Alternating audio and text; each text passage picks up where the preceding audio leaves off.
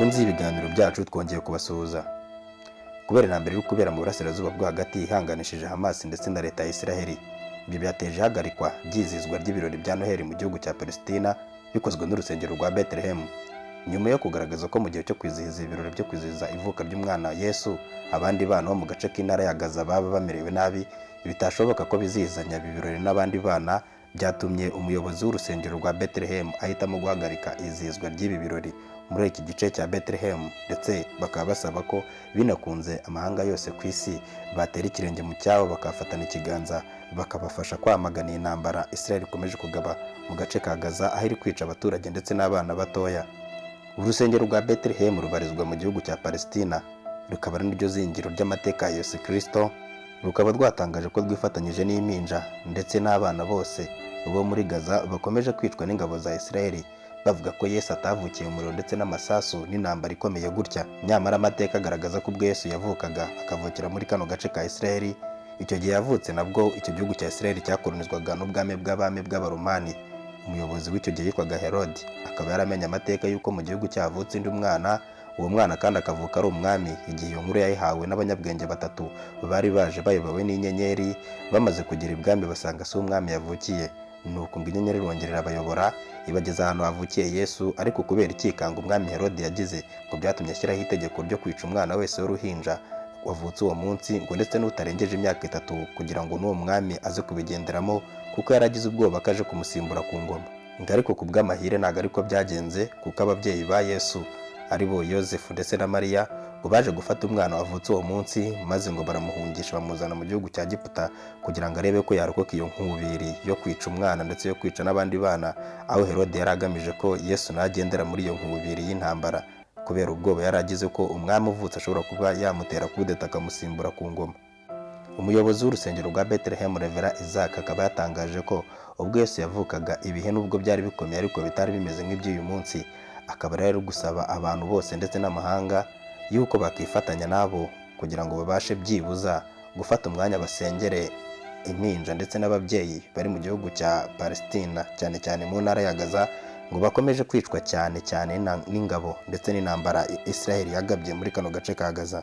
Mu magambo ye yagize ati, ibyo birori byahagaritswe kubera yuko hari abana benshi bababaye, hari abadafite aho barara, abadafite icyo barya, abadafite ababyeyi, abadafite na busa, abarikonje, abashonje, abishwe n'inzara ndetse n'inyota, kandi nabo n'abana bari bakwiriye kwizihizanya ibirori n'abandi bakishimira ivuka ry'umwana Yesu. Ati rero twebwe ntabwo ari twe ko kwizihiza, ngo dufate umwanya twishime ko abana bacu ari bazima, mu gihe abandi bana b'abaturanyi bo muri Gaza bo bababaye badafite icyo barya, bari kwicwa n'amacinya kubera indwara zituruka ku mwanda. Nyamara ibyo byose bikaba biri gutezwa n'intambara Israel yagabye ku gice cya Gaza. Izo ngaruka zikaba zikomeje kugera ku bantu bakuru ndetse no ku bana, cyane cyane abana akaba bari kwibasirwa n'izo ngaruka cyane, ngo kuko ubuzima batari babumenyereye, kandi benshi cyane bari no munsi y'imyaka 5. Ababyeyi benshi bo muri Bethlehem ndetse no mu nsengero zaho bakomeje gusaba amahanga ko mu gihe nka kino kigoye cyane, igihe abandi bagiye kwizihiza ibihe bya Noheli, ngo bo byibuza bagafasha umwanya bagasengera abaturage bo mu ntara ya Gaza mu gihugu cya Palestina, kugira ngo byibuze intambara ibashe kurangira cyangwa se ihagarare, babone agahenge. Dore ko bizera ko amasengesho ashobora gukemura ibyo bibazo.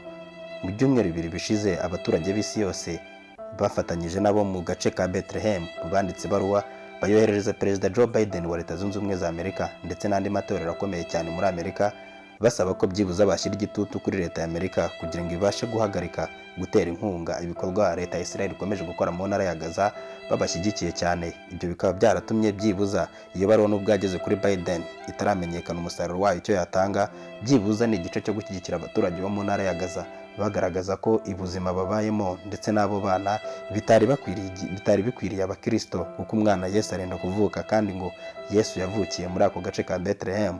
Biragoranye cyane ko abakristo ndetse n'abo bana bakizihizanya ivuka rya Yesu mu gihe bari ku ntambara, ndetse abenshi bari gupfa, inzu zibagwira kubera impanuka, ibisasu by'indege. Ibi byose bikaba bitumye gukomeje gutwara ubuzima bw'abana bato cyane. Ngo leta ya Israel umugambi nta wundi, ni ukurwana cyane kugira ngo babashe gukuraho Hamas, bayisenye, bayirimbure, bakureho n'imizi yayo. Nyamara muri iyo ntambara ikomeye gutyo, leta ya Israel yafashe umwanzuro wo kurimbura Hamas. Ntabwo ari Hamas iri gupfiramo gusa, ngo kuko bari kwica n'iyo nka ntabwo bari kwita ku mwana, umubyeyi, ufite ubumuga, utari mu ntambara, bo gahunda ni ukwica. Ibyo rero ngo bikomeje kubabaza benshi, ngo kandi Leta Zunze Ubumwe za Amerika ntacyo ziri kubivugaho, ngo ahubwo zumvikana mu majwi zisa n'izishyigikiye Israel, zivuga ngo nibice Hamas bayikureho bayirandure, kandi iyo Hamas nabo ni abaturage nk'abandi, ndetse bigaragara ko n'ibyo barwanira yaba ari ukuri, atari uko bigize ibyihebe. Gusa ngo izi nsengero zose zakomeje kwiteranyiriza hamwe kugira ngo zibashe kwandikira Leta Zunze Ubumwe za Amerika mu gihe zikeneye ko Leta Zunze Ubumwe za Amerika zafata Israel zikayibuza gukora ibitero bya kinyamaswa nka gutya ku butaka bw'ikindi gihugu, mu gihe bakomeje kwica umubare mwinshi w'abaturage, cyane cyane abaturage bo mu gace ka Bethlehem. Ngo bakomeje kubabazwa n'uko agace Yesu yavukiyemo uyu munsi ngo kabaye amatongo, ku buryo aramutse aje uyu munsi atabona aho avukira bitewe n'uburyo hameze. Intambara irakomeye cyane. Umwe mu batuye mu gace ka Bethlehem akaba ari umubyeyi, yagaragaje ko biteye agahinda ngo kuko Yesu aje ubu ngubu batabona aho arambika umusaya, ngo habe yewe no muri Israel cyangwa se muri Bethlehem aho yavukiye, ngo kubera ko intambara ikomeje kwangiza ibintu byinshi. Mu gihe bari kwitegura kwizihiza umunsi wa Noheli, abaturage nabo bari kwemeranya n'ubuyobozi bw'urusengero rwa Bethlehem ko aho gufata umwanya ngo bajye kwizihiza ibirori bya Noheli basasa imikindo hasi, ngo ahubwo kizaba ari igihe cyo gukaza amasengesho kugira ngo bashe gusengera abari mu kababaro bari guterwa n'ingabo za Israel ndetse n'ibitero byabo, ngo dore ko uyu mwaka uri gusoza, aho kugira ngo bishime ahubwo bari kurira kubera kuhaburira ubuzima ari benshi, abana benshi ngo babaye imfubyi kubera kubura ababyeyi.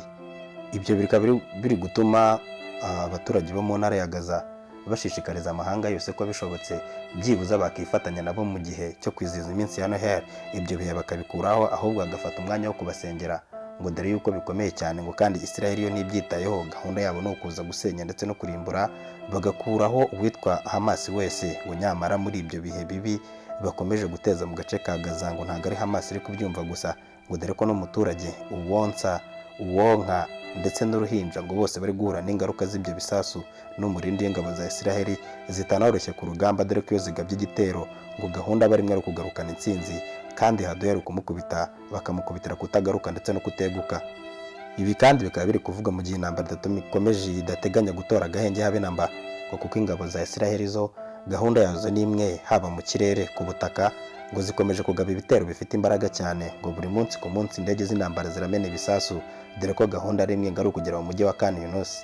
Aha ngaha akaba ari gukekwa ko ariho ibyihebe byinshi byihishe bya Hamas, kandi gahunda ari kurimbura Hamas yose ikarangira burundu.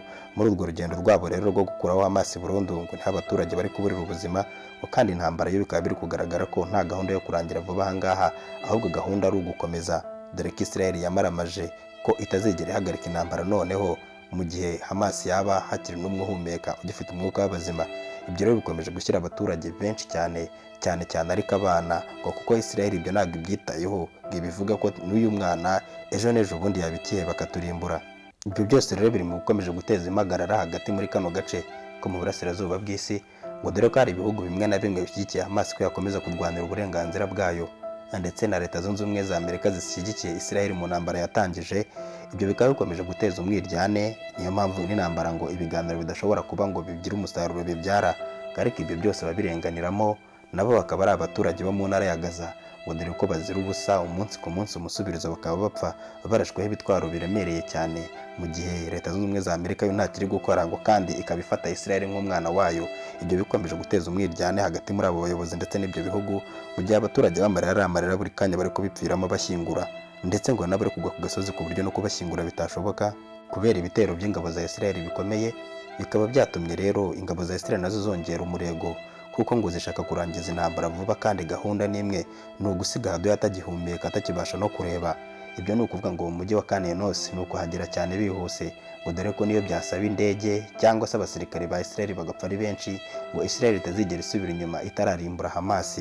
Niko umuyobozi wa leta wa Israel yavuze Benjamin Netanyahu ubwo aheruka mu kiganiro n'itangazamakuru. Yavuze ko rwose biteguye kandi bamaramaje, nta gahunda yo gusubira inyuma, ari ukurwana mpaka barimbuye Hamas.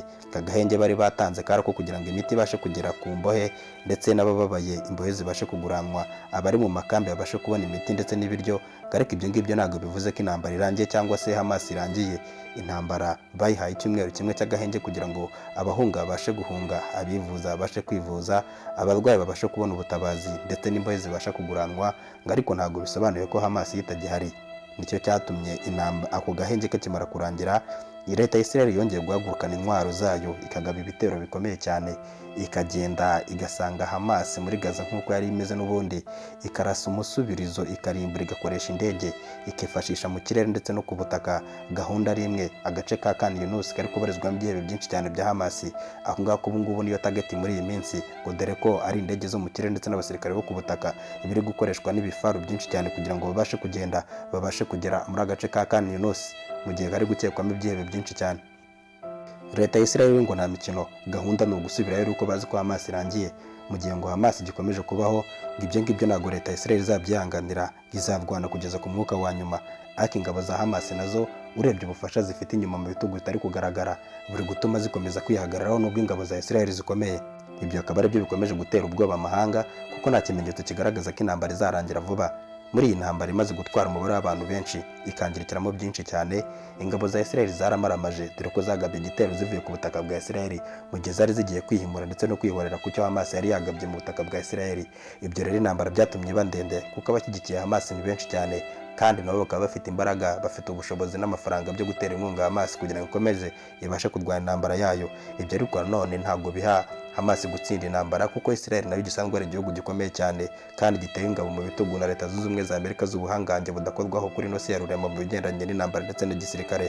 Hagati aho ariko nubwo bimeze gutyo, ibyo ntabwo biri kubuza abaturage bo muri Bethlehem gukomeza gusaba amahanga kwifatanya nabo kugira ngo babashe kwamagana intambara Israel yagabye mu gace ka Gaza iri kwicirwamo abana ndetse n'ababyeyi, abaturage benshi cyane, impunzi zikomeza kuba nyinshi ndetse no gusenya ibikorwa remezo, kugira ngo ku munsi wa Noheli aho abantu bazaba bizihiza ibirori byabo, ngo bo babafashe byibuze babisubike, ahubwo babigira umunsi wo gusenga.